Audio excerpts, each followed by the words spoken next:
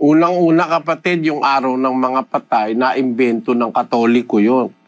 Pag araw ng mga patay, maraming mga may patay na nagpapamisa.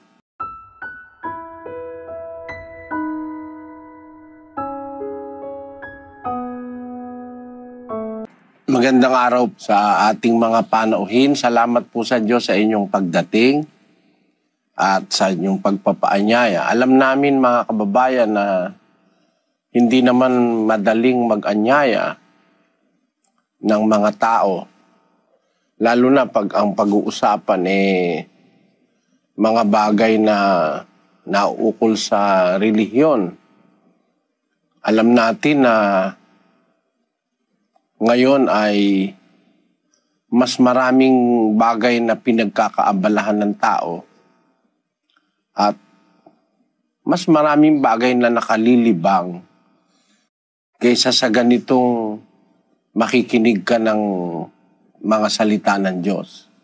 Ganun pa man mga kababayan, naniniwala kami na meron pa rin sa maraming tao ngayon, meron pa rin mga natitirang tao sa mundo na nagpapahalaga sa bagay na pampanginoon.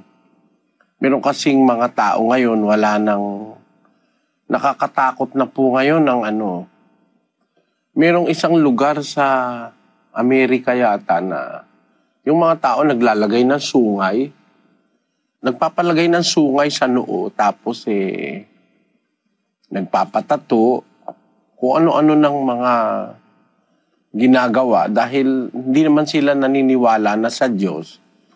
Meron sigurong mga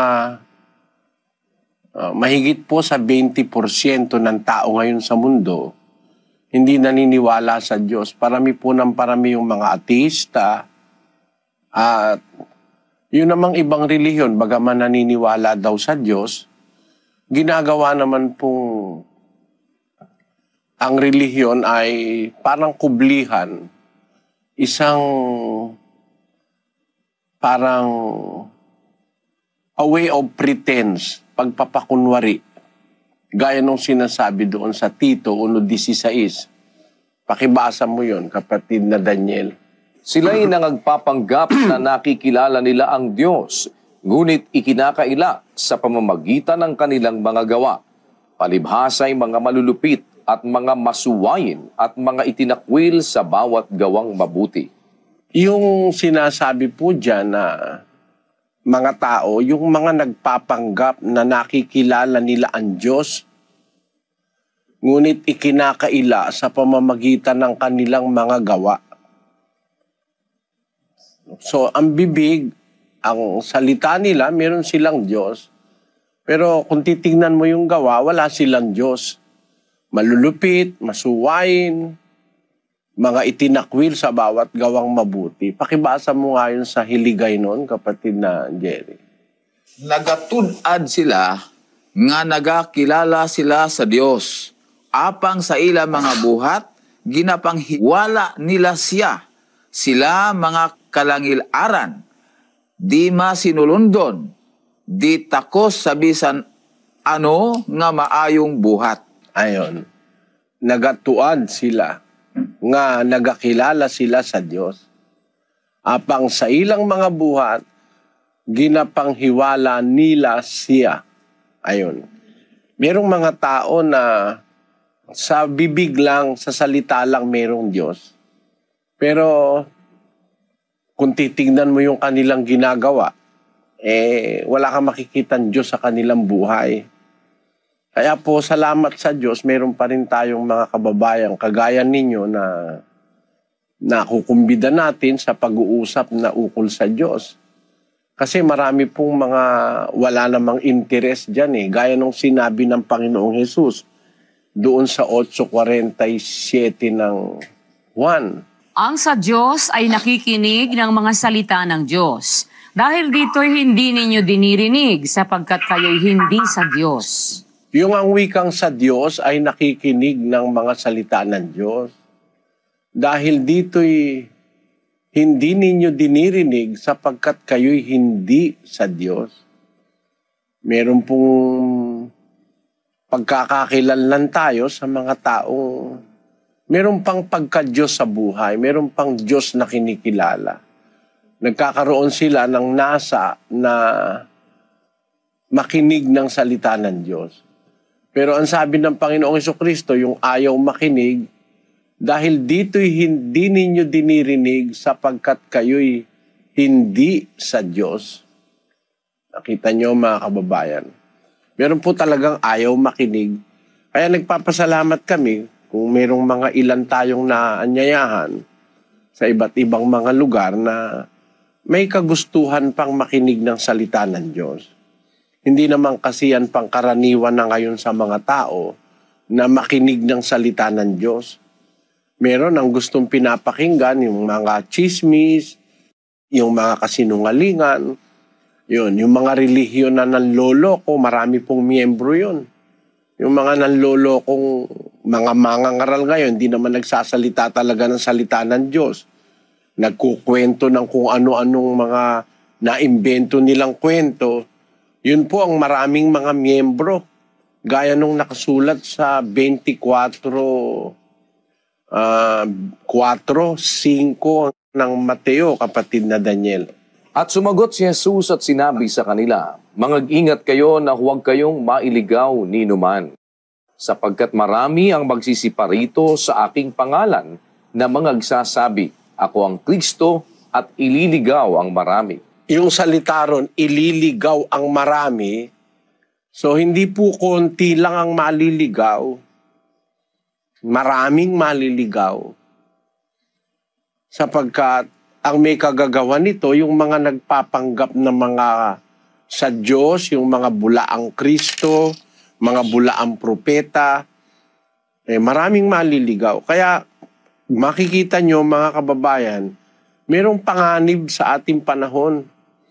Marami nang hindi naniniwala sa Diyos.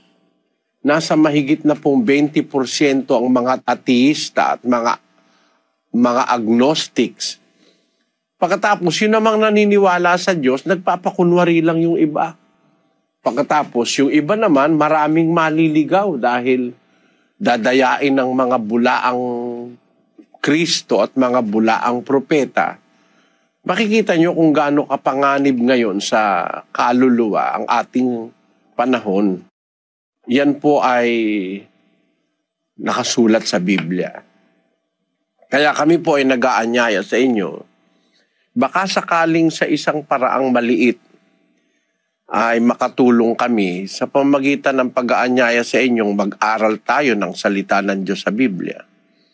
Para tayo po ay maging maalam yung kaalamang makakapagligtas sa atin sa pandaraya, pagliligaw, at sa panluloko ng mga mangangaral sa ating panahon.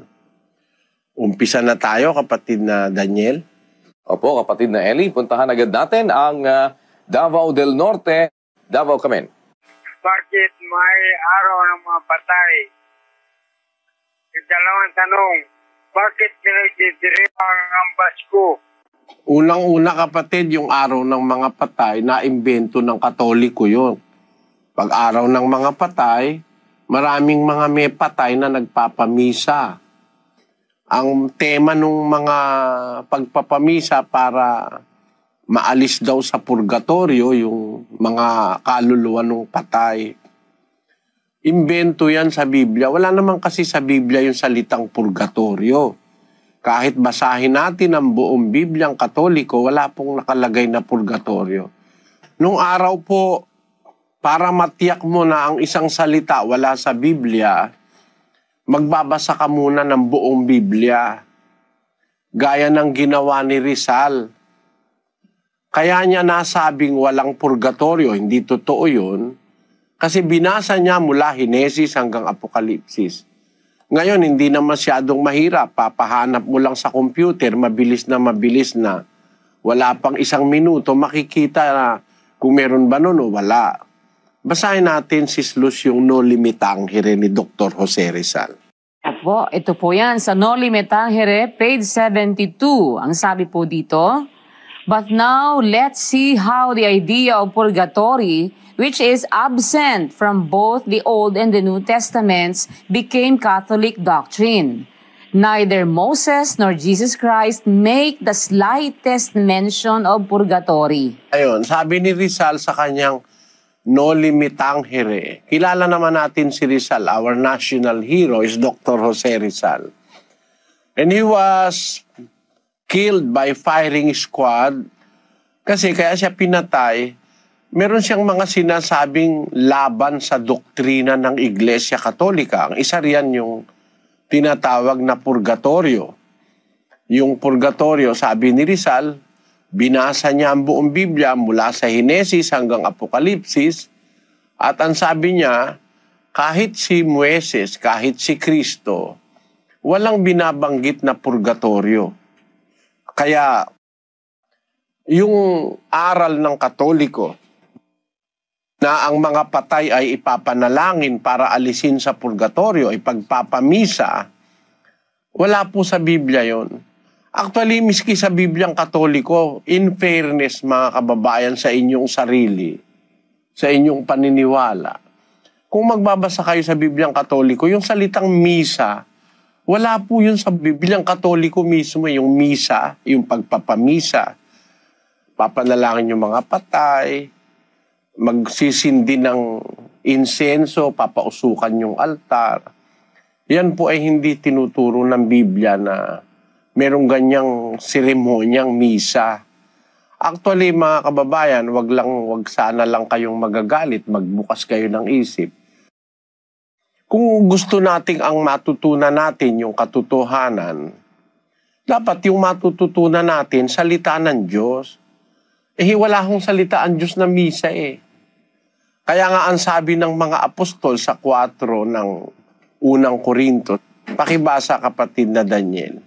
Ang mga bagay ngang ito, mga kapatid, ay inianyo ko sa halimbawa sa aking sarili at kay Apolos dahil sa inyo, upang sa amin ay mga tuto kayo na huwag magsihigit sa mga bagay na nangasusulat, upang ang sino man sa inyo ay huwag magpalalo ang isa laban sa iba. Ayon. Dapat ang matutunan natin, huwag hihigit dun sa bagay na nakasulat. Basahin nga natin yun sa Bisaya, sa Cebuano. Karon kining mga butanga, mga igsoon, ingon nga ang pagsulundan, akong gibalhin sa akong kaugalingon ug kang Apollo tungod kaninyo. Aron nga kanamo makakaton kamo sa dili pagbaton ug mga hunahuna kapin sa mga butanga na hasulat na. Ayon. Yung hunahuna, mga haka-haka na wala doon sa nakasulat, hindi dapat na yun ay ating pagbatayan sa relihiyon, mga kababayan. Sa hiligay no ng pagkakasabi ron, initanan mga kauturan na pahanungod ko sa akon kaugalingon kag kay Apolos tungod sa inyo kaayuhan. Agud nga sa amon makatuon kamo nga hindi maglabaw suno sa kasulatan. Yung hindi dapat na hihigit sa kasulatan. Ang pagkatuto na dapat matutunan natin, wag hihigit sa kasulatan. Sabi sa Kapampangan, ngeni ding bagya deti kapatad, linipat ko king makatulad ka na, kumurin ampon kang Apolos king uliyo. Bangking ke kami, makabalo kayo, ay ume labis king bagya ang makasulat. Makabalo kayo, ume labis king bagya makasulat. Bakit? Ba't kailangan sa nakasulat tayo matuto? Sabi doon sa 14:37 ng unang Korinto, kung ang sino man ay iniisip niya na siya ay propeta o ayon sa Espiritu, kilalanin niyang mga bagay na sa inyo isinusulat ko na pawang utos ng Panginoon. So yan palang mga sinulat ng mga apostol, yan ay inutos ng Diyos na isulat nila. Basahin natin sa Cebuano. Kung may tao nga nagahuna-huna nga siya manhalagna, kung espirituhanon, pailha siya sa mga butang nga gisulat ko kaninyo, nga kini sila mao ang sugo sa Ginoo. Ang mga butang nga gisulat ko kaninyo, sila mao ang sugo sa Ginoo. Ibig sabihin, yung mga isinulat ng mga apostol, utos sa kanila ng Diyos na isulat. Kaya dapat ang matutunan natin yung nakasulat. Sabi ni Pablo, huwag hihigit sa nakasulat. Kung mayroong purgatorio, dapat sinulat ng mga apostol. Kung may misa, dapat sinulat ng mga apostol. Wala namang sinulat ng mga apostol purgatorio. Wala namang misa. Wala namang Eucharistia. Wala naman nun mga imbento lang ng Katoliko yun, mga kababayan. Kaso yun ang ating nagustuhang sundan.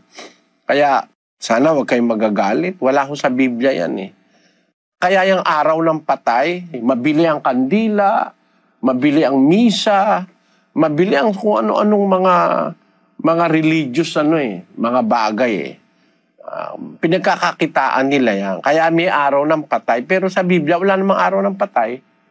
Sa buong panahon ng Israel, sa buong panahon ng mga Kristiyano, wala kang mababasang nagdiwang sila ng araw ng patay. Wala nun. Ngayon, bakit daw ipinagdiriwang ang Pasko? Basahin natin yung Catholic Encyclopedia. Talaga bang merong Pasko? O ano ang sabi ng mga Katoliko tungkol sa Pasko na kanilang ipinagdiriwang? Ito po ay mismong libro na ng Iglesia Katolika nagsasabi, yung Catholic Encyclopedia. Sila ang gumawa nito. Hindi po kami. Ano ang sabi diyan, kapatid na Luz? Ito ang sabi po dito sa Catholic Encyclopedia sa Volume 2, page 607. Ang title ay Christmas.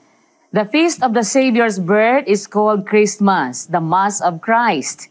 It is celebrated on December 25 and is one of the main feasts of the liturgical year.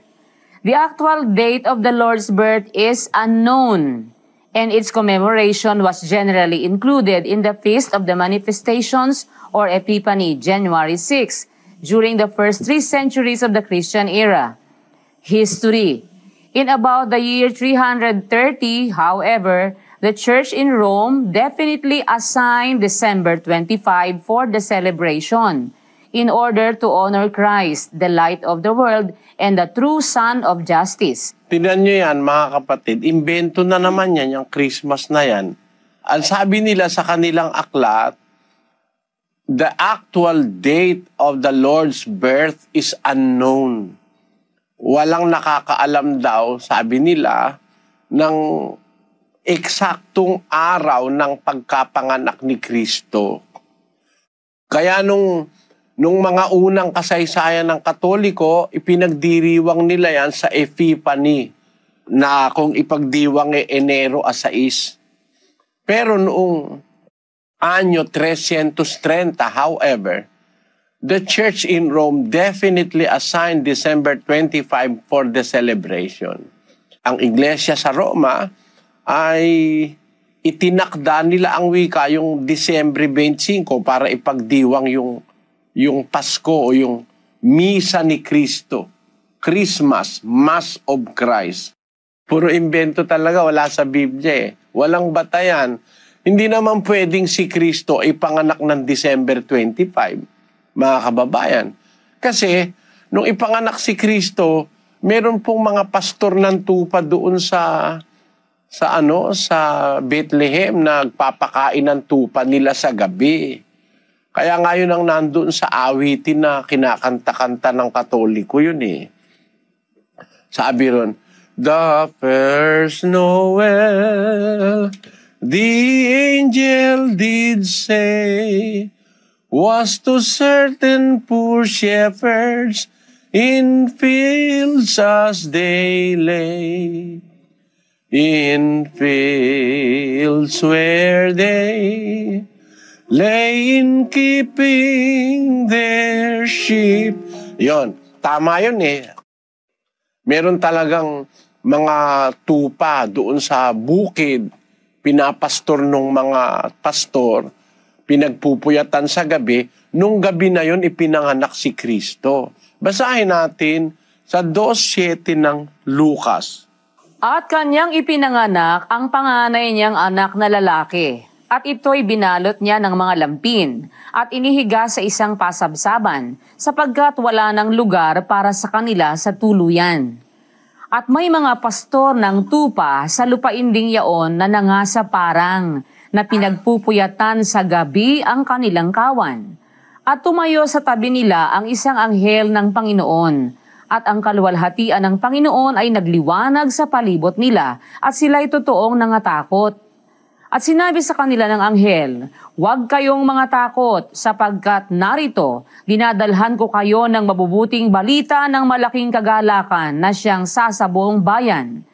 Sapagkat ipinanganak sa inyo ngayon sa bayan ni David ang isang tagapagligtas na siya ang Kristo, ang Panginoon." Nakita nyo, nung ipanganak si Kristo, ibinalita nung anghel na naipanganak na siya nung gabi na yon, ang pinagbalitaan yung mga pastor na nasa parang na nagpupuyat na yung kanilang mga tupa ay pinakakain sa parang. O paano magiging Disyembre yan? Samantalang pagka Disyembre, tinanin nyo ang itsura ng Bethlehem kung saan pinanganak si Kristo. Pagka Disyembre, Nobyembre pa lang, umuulan na ng yelo dun sa Bethlehem. Pagka po Disyembre, ay makapal na ang yelo dun.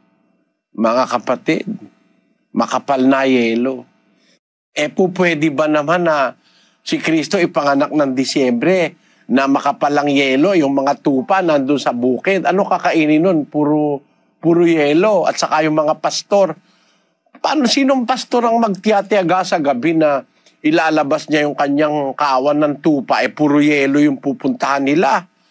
Hindi naman kumakain ng yelo yung mga...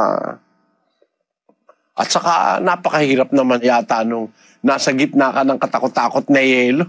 Gabi, hindi mangyayari yan sa Disyembre.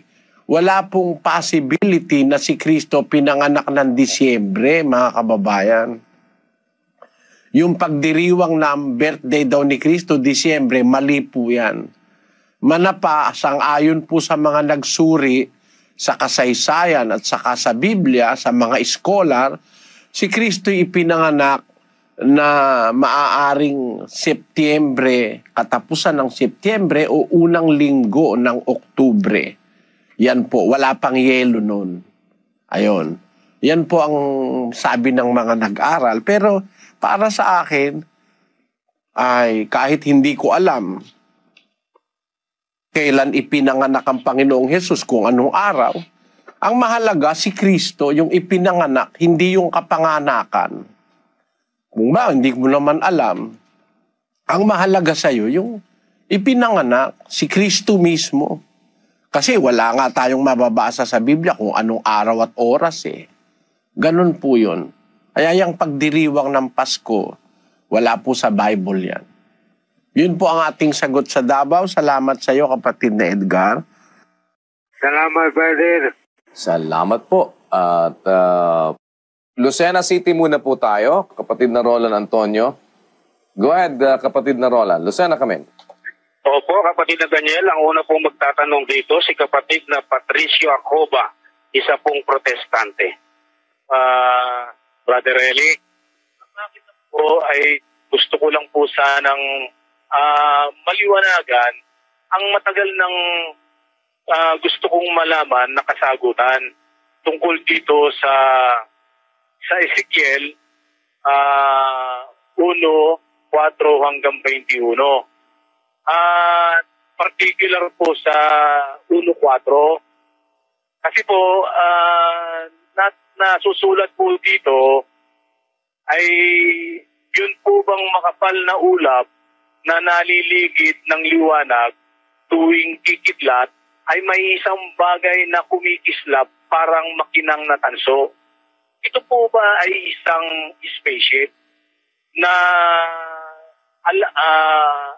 sa paniniwala po siguro naman ng marami po ng mga sighting sa mga iba-ibang mga bansa na nakakakita ang ibang nakakakita ang mga tao na iba na meron talagang lumilipad na nagliliwanag na minsan po ay nababalumbulan ng makakapal na ulap na meron talagang liliwanag sa paligid ng mga ulap na ito na siyang hindi may paliwanag din ng siyensya at ng tao na siyang nakakakita.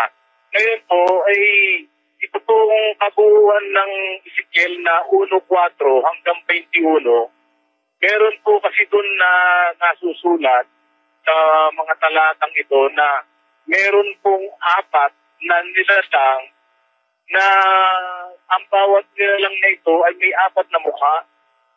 Tapos po ito ay ang kanilang mga binti ay tuwid.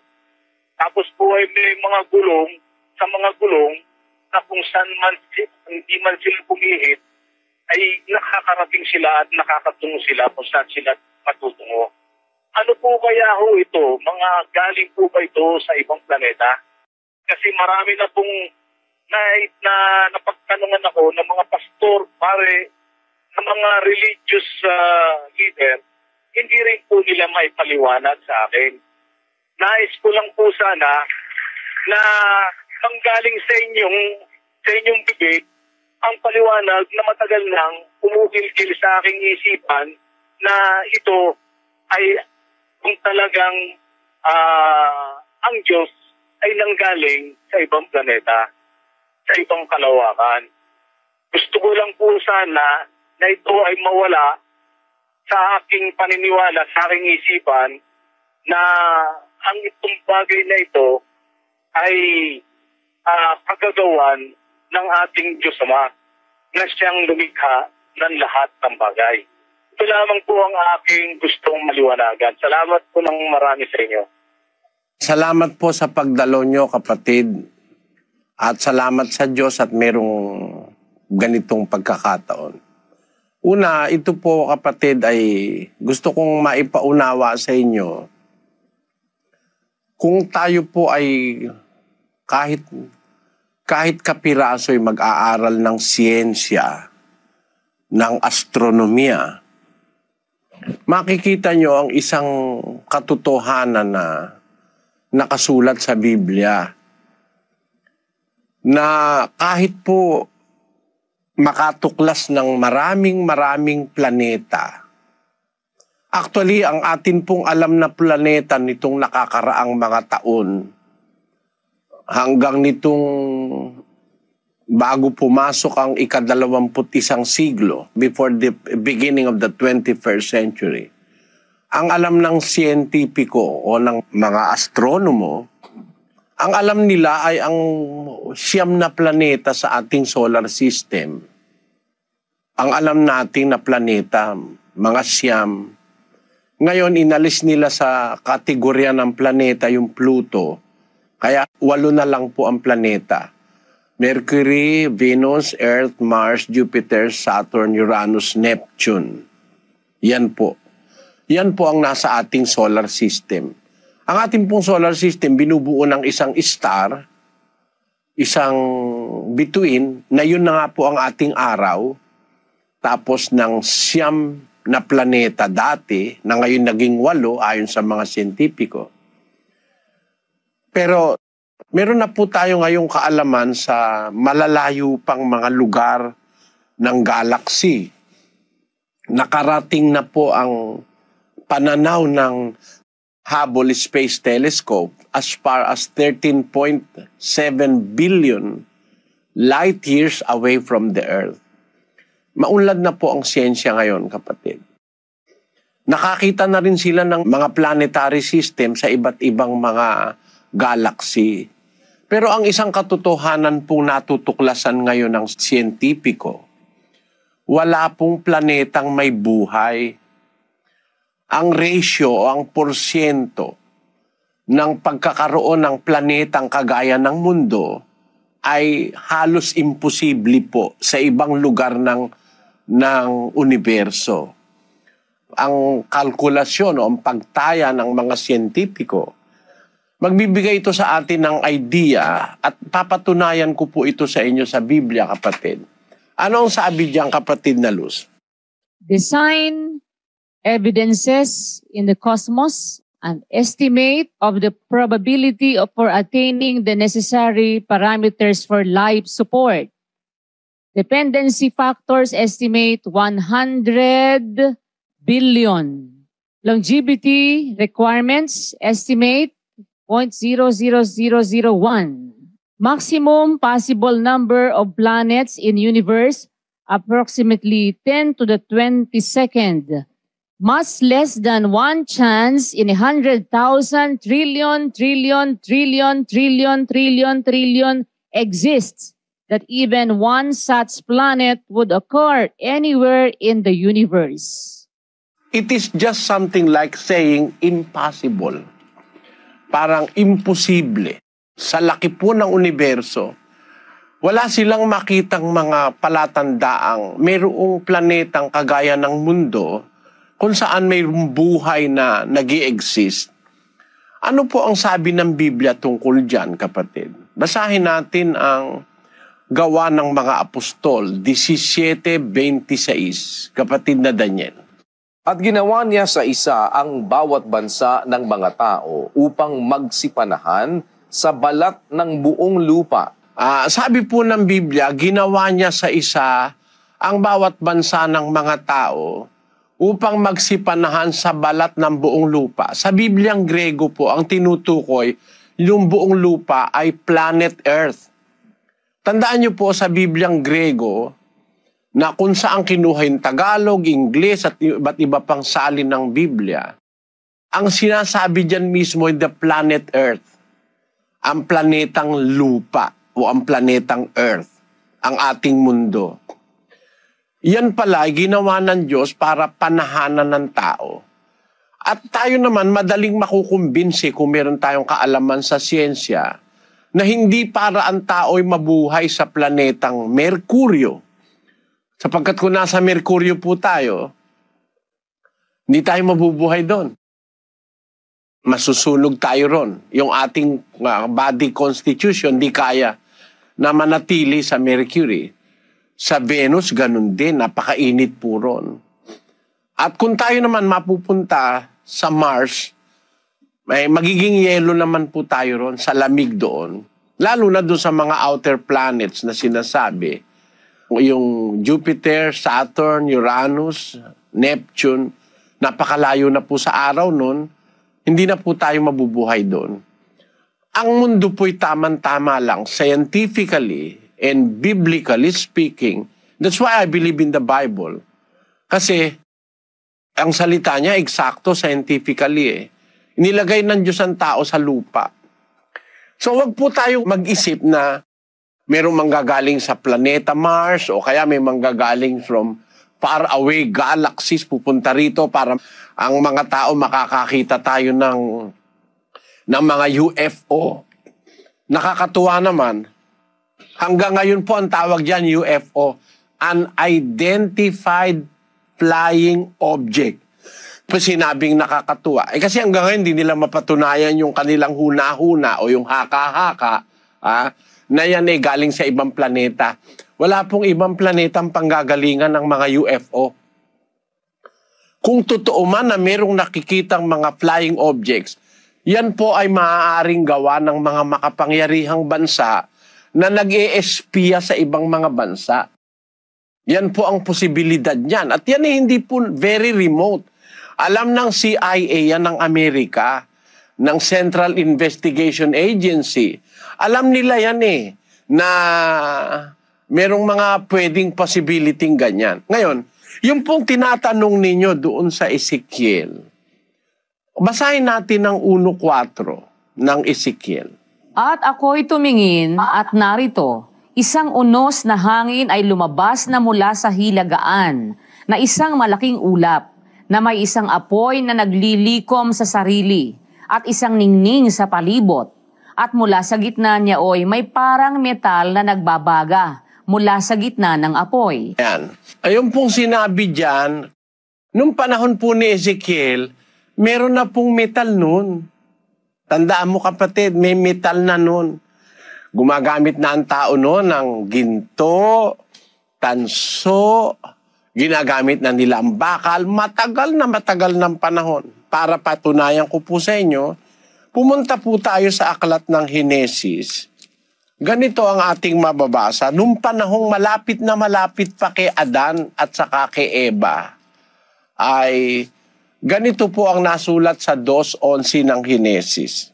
Ang pangalan ng una ay Pison, na siya'y lumiligid sa buong lupain ng Habila, na dooy may ginto.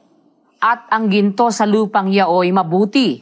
Mayroon din naman doong bedelyo at batong onyx. Yan. Nung panahon na nasa Eden si Eva at si Adan, isa sa ilog na nagsasanga sa Eden ay yung ilog ng Pison, na siyang lumiligid sa buong lupain ng Habila, na dooy may ginto. Noong pang panahon na yon, mga kapatid, panahon pa nung mga unang tao, meron ng kaalaman ng tao sa ginto. Ang ginto po'y metal eh. Metal po ang ginto. Ang katunayan, isa sa mga apo ni Adan ay gumagamit na ng metal na si Tubal-Cain. At tungkol kay Zila, ay ipinanganak naman niya si Tubal-Cain, na mamamanday ng lahat na kagamitang patalim na tanso at bakal. At ang kapatid na babae ni Tubal-Cain ay si Naama. Ayan, tinanin nyo kapatid si Tubal-Cain namamanday ng kagamitang patalim na tanso at bakal.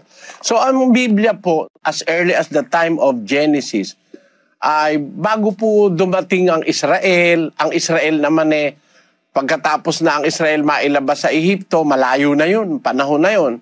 Tapos nung nasa Kanaan na sila, dumating yung panahon ng mga propeta, doon naman ang hula ngayon si Ezekiel. So ng panahon ni Ezekiel, hindi na po ignorante ang tao sa metal. Kung papansin yung Ezekiel 1:4, pakibasa mong uli, Sis Luz.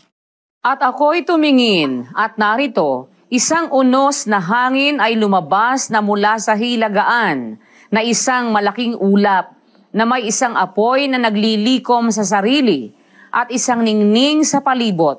At mula sa gitna niya may parang metal na nagbabaga mula sa gitna ng apoy. Nakita mo kapatid, ang sabi ni Ezekiel, parang metal, hindi metal. Alam nila yung metal eh. Kaya sinabi niya, parang metal, hindi nga po metal. Ngayon, ganito yan kapatid.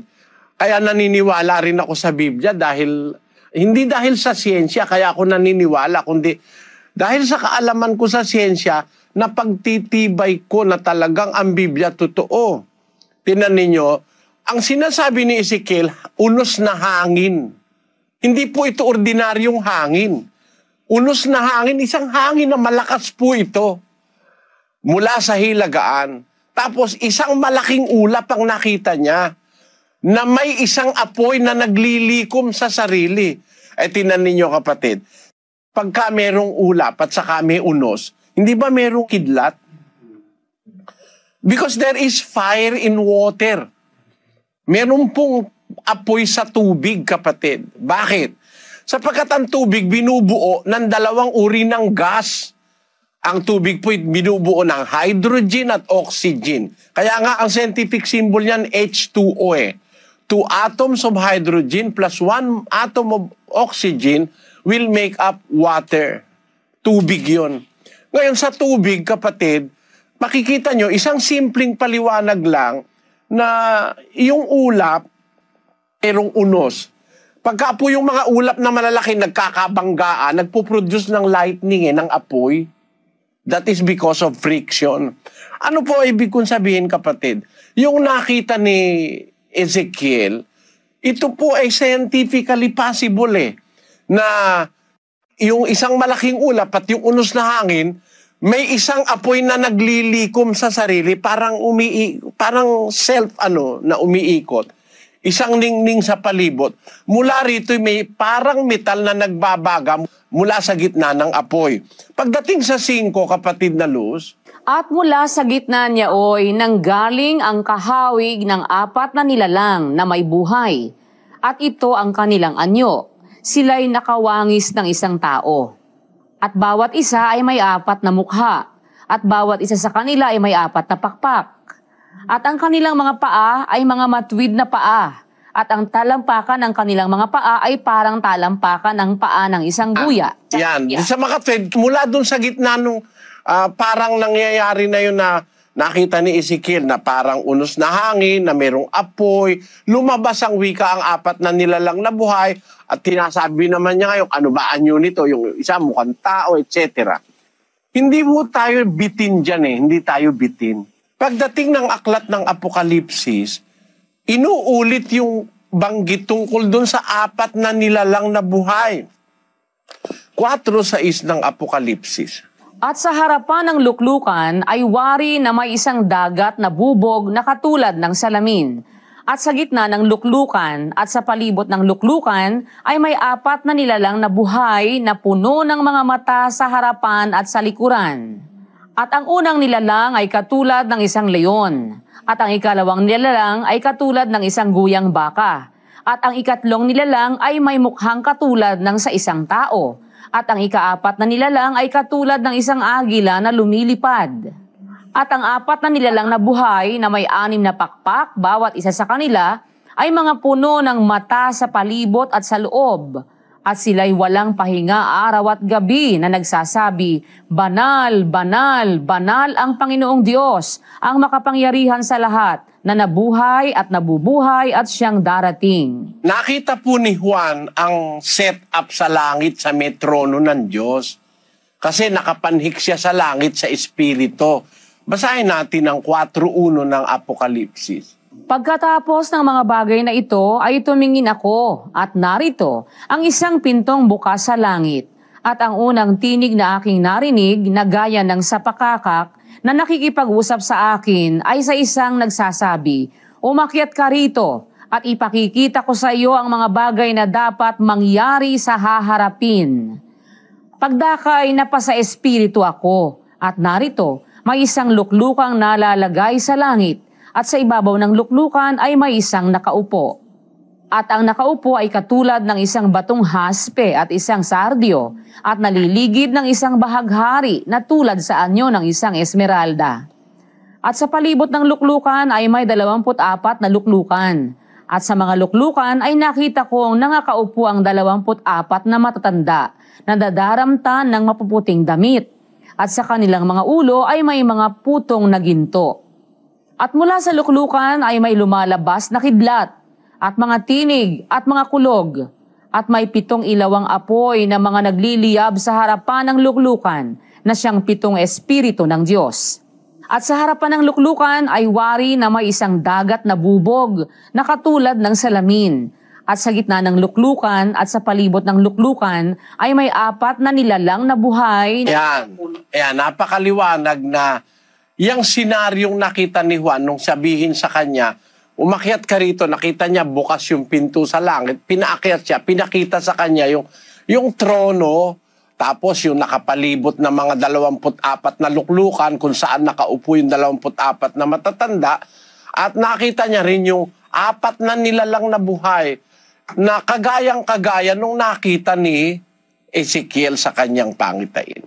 Ngayon, ito po ba ay may possibility na mga aliens at nakasakay sa spaceship? Yung nakita, wala pong ganon, kapatid. Kasi hindi nga metal yung nakita niya Alapaap at saka unos na hangin. Ayon. At ang sabi ni Ezekiel, parang metal na nagbabaga mula sa gitna ng apoy na doon lumabas ngayon yung 4 na nilalang na buhay. Parang kagaya rin nung nakita ni Juan sa Apokalipsis, nang pumanik siya sa langit, sa espiritu, nakita niya sa luklukan, merong kidlat at kulog, tapos may apoy, na doon niya rin nakita yung 4 na nilalang na buhay. Kaya ito po, kapatid, ay vision po ito. Vision. Isang pangitaing nakita ni Ezekiel na ipinaliliwanag later nung pangitain naman na nakita ni Apokaliptikong si San Juan. Wala pong possibility, biblical or scientific, na ito ay mga UFO, na ang Diyos ay galing sa ibang planeta. Hindi po totoo yun. Ang Diyos po ang gumawa ng lahat ng planeta. Sinasabi po yan ng banal na kasulatan. Basahin natin ang 14 ng gawa ng mga apostol. At tinawag nilang Jupiter si Bernabe at Mercurio si Pablo, sapagkat siya ang pangulong tagapagsalita. At ang saserdote ni Jupiter na ang kanyang templo ay nasa harap ng bayan, ay nagdala ng mga baka at mga putong na bulaklak sa mga pintuang daan at ibig maghaing kasama ng mga karamihan. Datapwat nang marinig ito ng mga apostol na si Bernabe at si Pablo, ay hinapak nila ang kanilang mga damit at nagsipanakbo sa gitna ng karamihan na nagsisigaw at nagsisipagsabi, "Mga Ginoo, bakit ninyo ginagawa ang mga bagay na ito?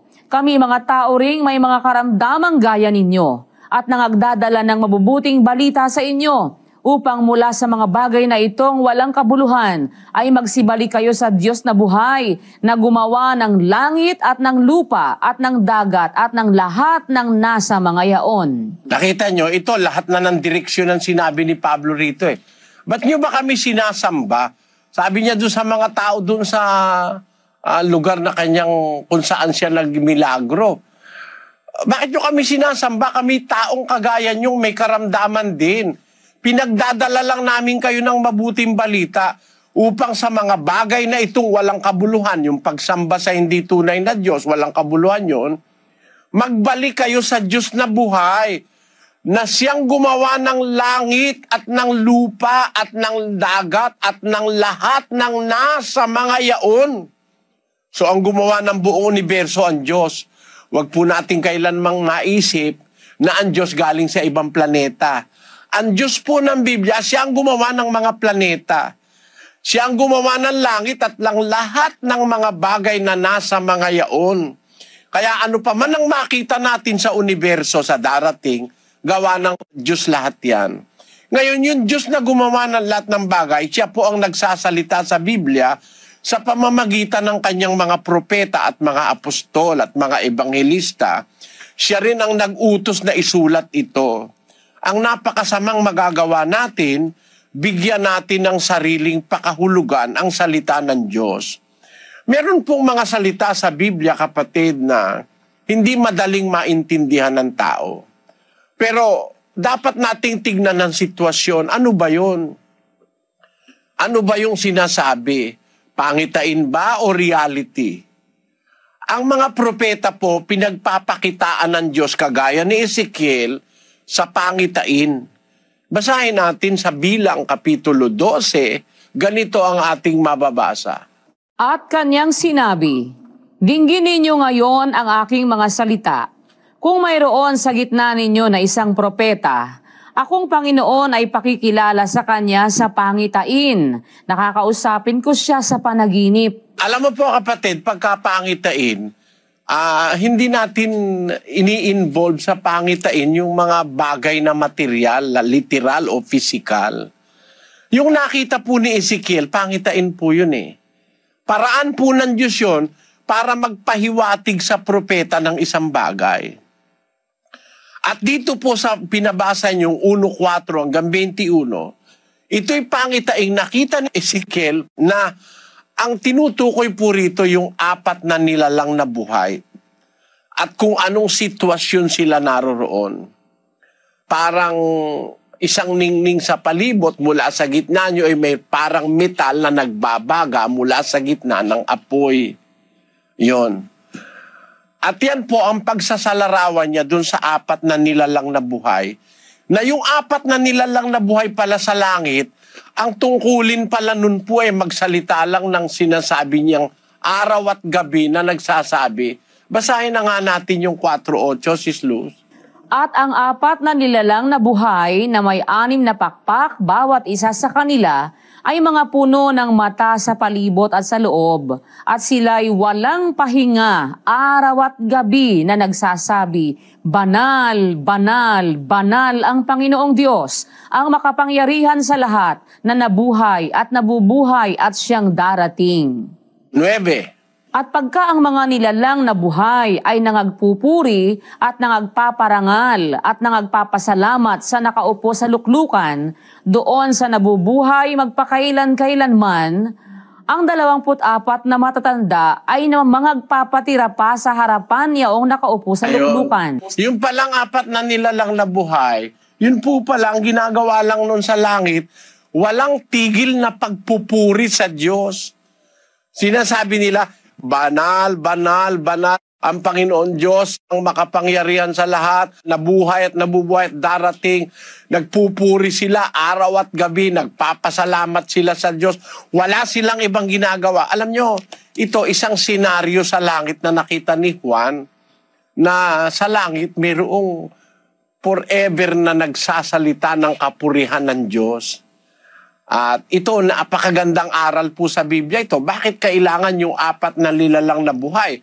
Walang katigil-tigil na ulit-ulit na nagpupuri. Walang katigil-tigil yon magpakailanman.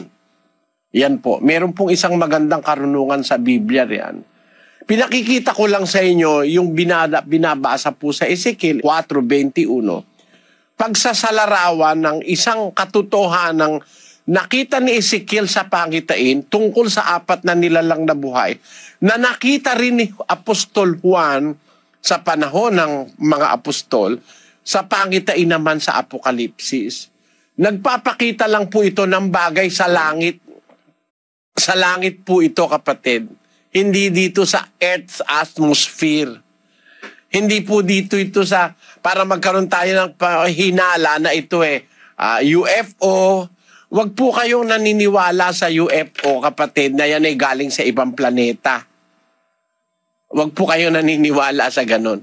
Kasi alam nyo, yung galing sa ibang planeta, pagpasok sa mundo, natutunaw na Kagaya halimbawa ng mga meteors, yung meteorites, pagpasok sa atmosphere ng mundo because of pressure and friction, halos matunaw-tunaw na yung mga meteors ano bang galing sa ibang planeta ang papasok sa ating mundo na makakapasok ng walang damage at pagkatapos maglilipad-lipad at makikita ng mga tao, Kaya nga sa mga picture ng UFO, wala akong nakitang picture na detalye. May detalye. Basta liwanag lang. Walang detalyado kang makita sa mga sinasabi nila thousands upon thousands of sightings of UFO o yung tinatawag na unidentified flying object. It is true. It is unidentified. Di nila ma-identify Hindi nga masabi kung metal, kung plastic, kung ano Bakit? Hindi nga po na-identify hanggang ngayon Nangyayari lang sa atin, nagkakaroon tayo ng mga hinuha, mga kalkulasyon, na mga walang basis scientifically and biblically. Para sa akin po, ang pinakapangunahin yung Biblia. Kung nababasa sa Biblia, okay po sa akin yun. At yung nabasa nyo, nabasa ko rin po, awa ng Diyos, pero napansin ko ang sabi ni Ezekiel, parang metal. Hindi po metal, kapatid. Pag sinabing parang metal, hindi po metal. Marunong sila ng metal. Panahon pa ni Tubal-Cain, alam na nila metal. Hindi magkakamali si Ezekiel dahil siya'y sumusulat sa inspirasyon ng Espiritu Santo. Pag sinabi niyang parang metal, huwag natin ipalagay na metal. Ayun, sana po naunawaan ninyo ako. Maraming salamat po sa inyong paliwanag na ito na nagbigay sa akin din ng liwanag. Ako po ay natulugod na sapagkat binigyan ninyo ng kasagutan ang matagal ko nang gustong maintindihan sa aking sarili na ito palang pangitay na ito ay this is not a reality but it is just only a vision. Kaya po sa gabi ito, Brother Reggie, ako po nagpapasalamat muli sa iyo sapagkat yung hindi po nasagot ng mga pastor, ng mga pare, ay nabigyan ninyo ng kasagutan. Kaya po ako'y malabis na humahanga po sa inyo at ako po ay naniniwala na isa nga po kayong tagapaglingkod ng ating Panginoong Diyos. Maraming salamat po muli. Salamat po sa Diyos, kapatid. Pagpalain nawa kayo ng Panginoon. Sa Diyos po ang kapurihan, wala po sa akin. Nasa Biblia kasi yung isinagot ko eh. Kaya ang Diyos din po ang nasa Kanya rin po ang kapurihan at hindi sa kanino man. Pagpalain nawa kayo ng Panginoon, magandang gabi po.